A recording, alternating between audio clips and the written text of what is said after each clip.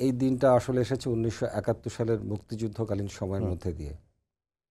তো সশস্ত্র বাহিনী দিবস আমরা যে কারণে পালন করি যে এই দিন আমাদের সকল বাহিনী একত্রিত হয়ে যুদ্ধ আরম্ভ করেছিল। আমরা যদি বলি যুদ্ধের বিভিন্ন পর্যায়ে আমরা বিভিন্নভাবে যুদ্ধ পরিচালনা করে থাকি। শেষ পর্যায়ে হয়তোবা আমরা বলি এটাকে যদি নিজস্ব ভাষায় বলি মরণ কামড় দেয়া বা হুম, ফাইনাল অফেন্সিভ হুম, আমরা সামরিক পরিভাষায় যেটা বলি। তো সেরকম একটা পরিস্থিতি শুরু হয়েছিল ২১শে নভেম্বরে এবং এই ফাইনাল অফেন্সিভ এখানে শুধু সেনা, বিমান এবং নৌ নয়, এর সাথে কিন্তু সাধারণ জনগণও সম্পৃক্ত ছিলেন, জি, সকল মুক্তিযোদ্ধারা।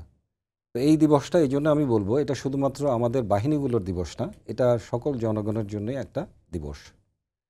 তো এই দিবসের একটা বড় জিনিস হচ্ছে আমরা সকলে একত্রিত হয়ে যুদ্ধ বা ফাইনাল অফেন্সিভ শুরু করেছিলাম। সেখান থেকে আমরা আসলে একটা বড় শিক্ষা নিতে পারি। হুম, আমাদের যুদ্ধ জয়ের পিছনে ৩ বাহিনীর একত্রিত একটা চেষ্টা এবং সেই সঙ্গে সমগ্র দেশের জনগণের সম্পৃক্ততা এর মাধ্যমেই কিন্তু আমরা আমাদের যুদ্ধের জয়টা পেয়েছিলাম। তো আমরা যদি বলতে পারি আমাদের ভবিষ্যতের জন্যে আমাদের শিক্ষাটা কী বা এই দিবসের বিশেষত্বটা কী?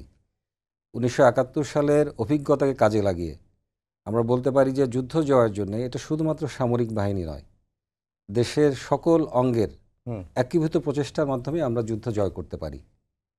এখানে আপনার জনগণের সম্পৃক্ততা, জনগণের ঐকান্তিক চেষ্টা, তাদের সহযোগিতা এগুলোই পারে আসলে বাহিনীগুলোর সফলতাকে নিয়ে আসতে।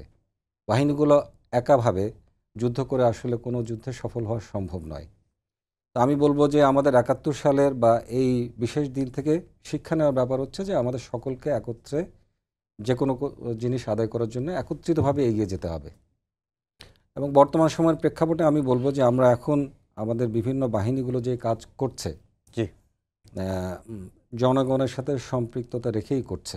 বর্তমান পরিস্থিতিতে আইন শৃঙ্খলা নিয়ন্ত্রণ অথবা সকল কাজেই আসলে জনগণের সহযোগিতা এবং সকলের সাথে কাঁধে কাঁধ মিলে কাজ করে সেনাবাহিনী, বিমান বাহিনী, নৌবাহিনী যারা বিভিন্ন ক্যাম্পে নিয়োজিত আছেন, আইন শৃঙ্খলা নিয়ন্ত্রণে কাজ করছেন, তারা সকলকে সাথে নিয়ে এই কাজে এগিয়ে যাচ্ছেন।